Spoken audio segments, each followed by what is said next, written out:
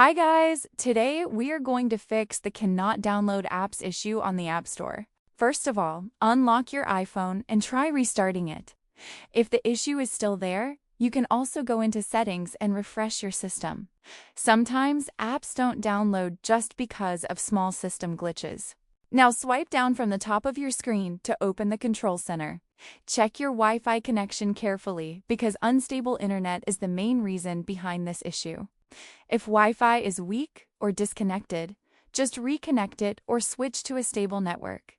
Honestly, a strong internet connection is very important for App Store downloads.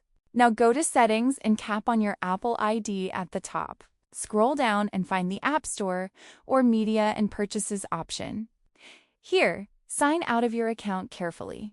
After signing out, just sign back into your Apple ID again. This refreshes your App Store connection and fixes hidden syncing issues. Now, try downloading any app again, and it should work properly. So guys, that's how you can easily fix the cannot download apps issue on your iPhone.